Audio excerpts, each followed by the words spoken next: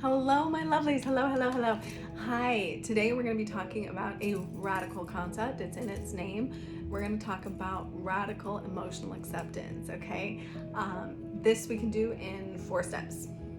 4 steps. I recommend doing all 4, but you can skip number 3 if you want to.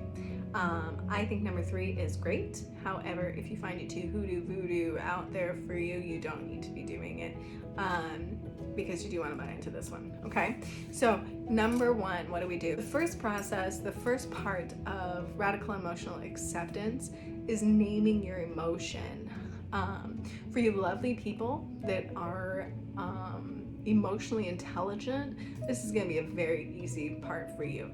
For people like me who think of emotions completely intellectually, like if you ask me an I feel statement, I'm gonna be lost. I'm gonna talk in circles about how I think about the emotion, but not the emotion itself, okay? So for people like me, I need a little bit of extra help. I can feel, ladies and gents, I'm serious, okay? Before I move on, I was 36 years old this year, ladies and gents, that I learned that feelings are called feelings because they correlate with the feeling inside your body. Yeah, who freaking knew? Probably lots of people outside of me. I didn't, and let me tell you what, I grew up with 2 mental health professionals as parents, okay? And grew up in therapy most of my freaking life, but I did not understand that concept because emotions are all intellectual to me. So if you're like me and you need a little bit of help, you can get an emotion sensations wheel. This is a great tool. You can find it on Pinterest. I'd love to tell you the artist. I think she's great. She has other tools, cognitive behavioral tools just like this. What's great about this is I can go from a body sensation to how I'm feeling, okay? Which is much easier for me to do is feel my body, find it on this wheel, take it in and find that emotion. So number 1, name that emotion, okay? Harder than I think people think it is. All right, number 2, so you've already named the emotion. Number 2 is take a step back from your emotion. So I love to coin this phrase as setting the toddler down, okay? So we all know that toddlers, when they're first learning emotions, have no emotional regulations. They haven't learned it yet. They need us to do that, okay? And when we are in our overwhelmed space, our flight, fight, and freeze, neither can we, okay? So I like to set my toddler down, okay? Step about 5 feet back and take some deep breaths, okay? So by setting my toddler down, my toddler is allowed to occupy this space. It is allowed to feel, it is allowed to exist, and it is allowed to be validated, which is so, so, so important. Your emotions matter. How you feel in this moment, right or wrong to the situation, matters. What I would also try to do at this point in time, then you set your toddler down, is try to figure out what you were feeling or what happened right before this overwhelmed emotion happened for you, okay? So set your toddler down, take 5 steps back, okay? Do some deep breathing, look at your emotion, validate it, let it take its space, okay? Let that happen. Let you happen in this moment in time and the space. Love yourself and be compassionate. Number 3 is after you've set your toddler down, you've named your emotion, you set that little girl down, little boy down, and you have walked 5 feet away to take your deep breaths. Number 3, give it a color, give it a shape, give it a sensation. I know this sounds crazy, but what you are doing here is removing it. It has now become a third party outside of you, which now means that you can handle this emotion in an intellectual, cognitive space rather than handle it in completely reactionary, triggered space. Okay? Like I said, I would journal this. It's a fun, interesting self-discovery, self-love way to get to know you and understand you by journaling this, because maybe anger isn't anger today. Maybe it's a secondary emotion. Maybe we're gonna find out that anger changes for you, that sadness changes for you. It changes shape, it changes color. And those are probably going to fit with your triggers. You're gonna know yourself a little bit better, okay? I suggest this step completely, totally, and embrace it I know that you may not be able to do it right away if you're somebody who's really intellectual and you're not into the somatic therapies. Get it. But I would recommend trying at some point when you do feel safe enough to try that, okay? Name it. Set it down. Give it shape, color, sensation.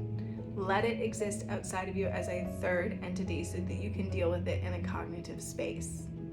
The final step to radical emotional acceptance and love of ourselves. Okay, fourth step.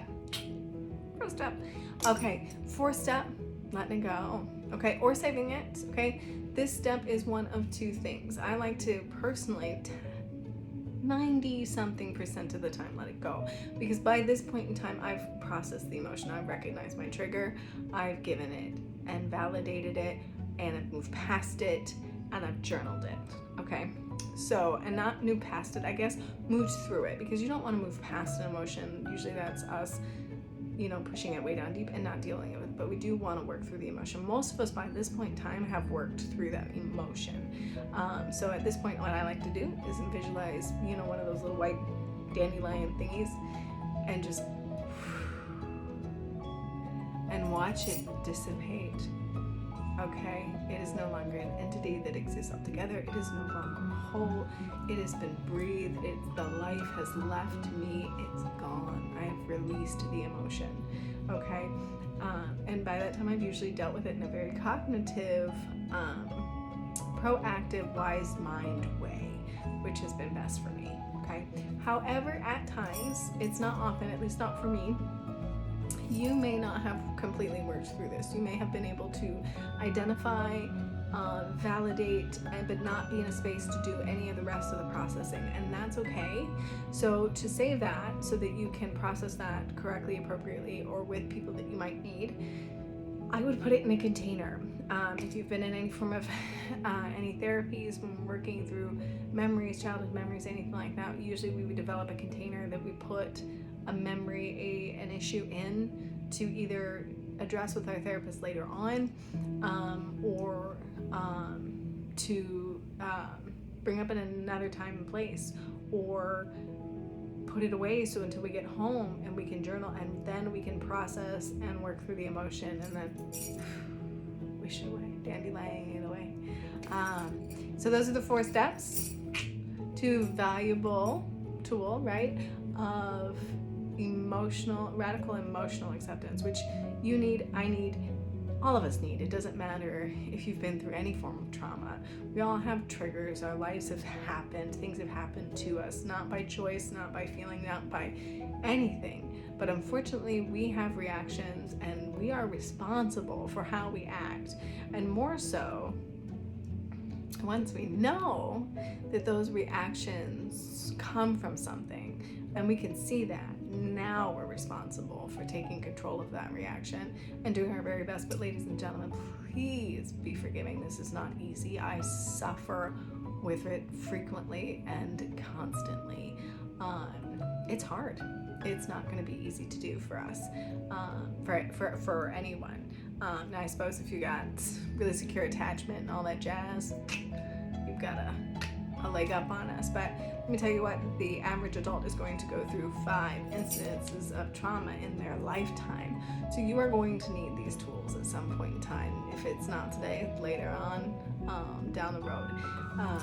We are all going to have experienced something that we're going to need some help with. So, 4 steps. Name the emotion. Set that toddler down, walk away, and do some deep breathing. Give it a identity and entity within itself away from you, so that you can be in your cognitive brain and not in your reactionary one. So come back to that wise mind. Number 4, let it go or store it to process it if you weren't able to process, and do step 3 right away. Okay, because this is new to me. Like, follow, and subscribe kind of deal. There will be more of this content coming down the road.